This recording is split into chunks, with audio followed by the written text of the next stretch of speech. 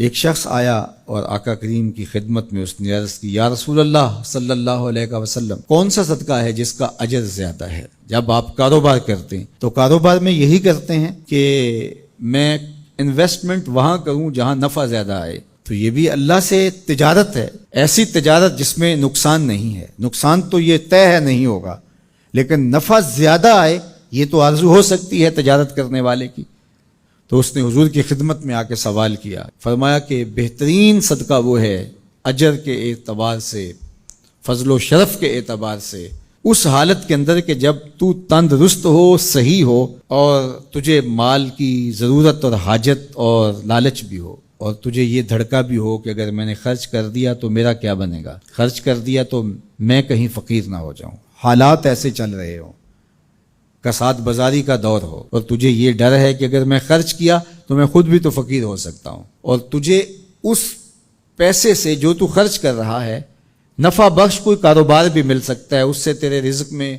اور تیرے کاروبار میں اضافہ بھی ہو سکتا ہے، لیکن اس کے باوجود تو کرے، تو فرمایا یہ افضل صدقہ ہے۔ وَلَا تُمْهِلُ حَتَّى إِذَا بَلَغَتِ الْحُلْقُومَ قُلْتَ لِفُلَانٍ كَذَا وَلِفُلَانٍ كَذَا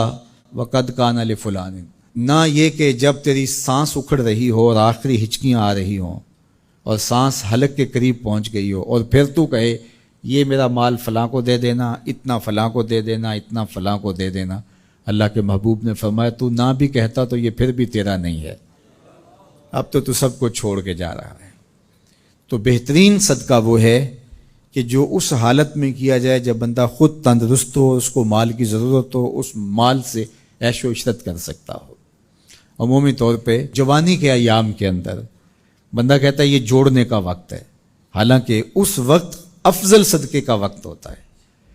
خدا کی راہ میں خرچ کرو، خدا نے یہ نہیں کہا کہ سارا ہی خرچ کر دو، یہ تو کسی کو اعزاز ملتا ہے، یہ تو صدیق اکبر کا اعزاز ہے۔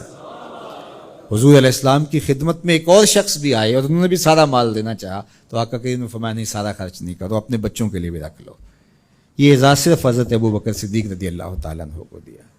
اللہ اکبر۔ کہا کہ میرے دیے ہوئے سے کچھ دو، اب تمہاری مرضی ہے، تم جتنا دے سکتے ہو۔ وہ جوانی میں جب تم صحیح ہو، تندرست ہو، اس وقت تم راہ خدا میں خرچ کرو۔ شہی ہن، تمہیں خود لالچ ہو،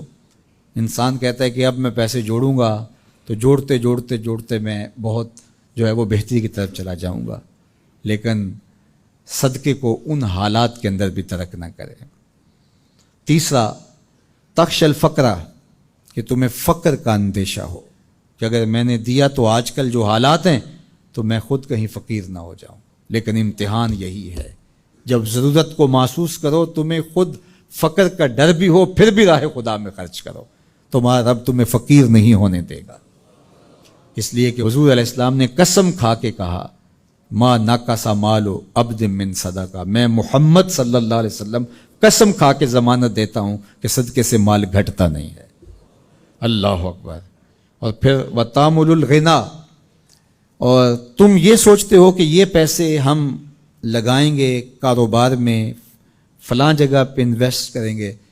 تو بہت سارا نفع آ جائے گا، بندہ بعض کا یہ سوچتا ہے اس نفع سے پھر دے دوں گا۔ اور میں نے دیکھا ہے کئی لوگ ساری زندگی ایسے کاٹ دیتے ہیں کہ اتنے ہوں گے تو دوں گا، نہ اتنے ہوتے ہیں نہ وہ دیتا ہے، کیونکہ یہ لالچ ختم ہی نہیں ہوتا۔